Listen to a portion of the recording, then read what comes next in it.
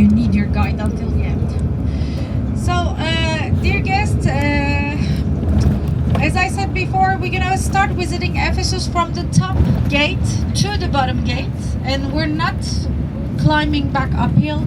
Our driver gonna be at the bottom, and then that means in the heat we don't have to climb that.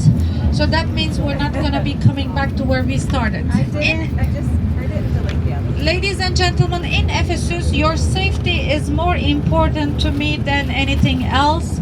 So take your time to watch your step. Take your time, not to slip. I don't mind repeating the same story if you missed the story. I don't mind showing it again. I don't mind talking about it again. I want to take care of you, but I need your help. Walk slowly, walk carefully. Watch where you're going before you think of taking pictures. When I'm talking, I generally choose the spots where you can take pictures as I'm talking. So I do stop consciously in certain places that is picturesque. And then I'm gonna talk and walk in certain places and point you out things. I have a nice pace that would suit to the average of the group. But first take care of yourself, watch where you're going. The marble especially is slippery. Try to walk on the uneven marble. Try to walk on that is stones that is not marble. But if it's only marble, then try to walk like a penguin, heels first, toes after. That will protect you a little bit. And then I'm gonna make you feel like an Ephesian with my stories as we walk through Ephesus. So we said Ephesus was founded by Amazons and Androclus. We said Ephesus ended with the harbor silting up and malaria and earthquakes. We said Ephesus has been excavated the last 100 years. Only 1/3 of it is out yet. We said 250,000 people population back then. It is the Turkish people and the Austrians.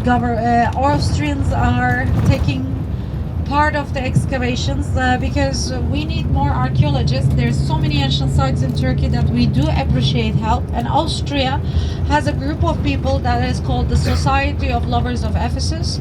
They do help us here. Excavations are still going on. You might see them in action, the staff in action today. And they have found so many things. Most of them are in the collection of the Ephesus Museum, which is a local museum. And some of it is in Austria and Vienna Museum because of their help for the excavations. Other than that, this is a Greco-Roman city. That's why you're gonna see Greek and Roman inscriptions. Just a little bit about one thing that I would like to talk about on the bus is as we're driving. Later on, I'm gonna show you a bronze snake. Bronze snake represents medicine. The god that represents medicine is called Asclepion. I will show you a snake on a marble piece, and they found a bronze snake at the site. That means there was a medical center once upon a time in Ephesus. How they treat people back then is quite interesting. It was much more mentally. First of all, their medical centers were built with an idea of not accepting any patients they cannot heal, to keep their reputation of healing everyone. Smart. And then they used to heal people with much more psychologically than physically. What they do with you is they make your mood improve by theatrical plays, by books from the library, by the soothing sound of water. And at some point of the treatment, they would make you walk through a pitch dark tunnel where they give opium into. So as you're high, they will whisper like the God's words, talking to you. You're gonna get well soon, you're gonna get well soon. You're high, God is talking to you. You have no chance to believe, but to believe that you're getting well. And at the end of the treatment, they ask you to go to sleep in a room where the snakes are loose, and then they want you to remember your dream. Whatever your dream was about, the narration from the priest or priestess will be, this is a sign you're getting well. So believing in the treatment was the main thing back in those times, which today we still need to do that. For the treatment to work better, we need to believe in the treatment.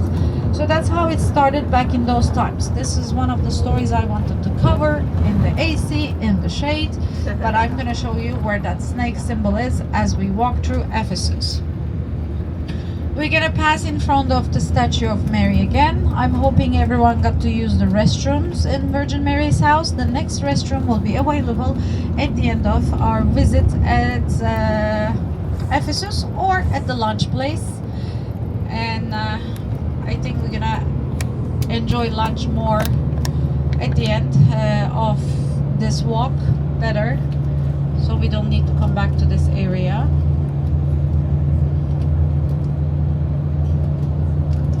You can leave anything you don't want to carry on the bus. Make sure you get a bottle of water or a hat. It's gonna be hot. As I said, I'm trying to judge between the heat rush and the historical stories. So I'm gonna tell you what's essential, and I'm gonna try to take care of you in the sun. We're gonna cross the street together. I'm gonna wait until everyone is off the bus, and then once everyone is off, I'm gonna cross the street. So if anyone does need hats or water, you can get it while you're off the bus here. And as I said before, we're not coming back this way. Our bus gonna head to the end of Ephesus to wait for us there. So we're gonna walk downhill, and we won't be walking back uphill. So where are we gonna stop?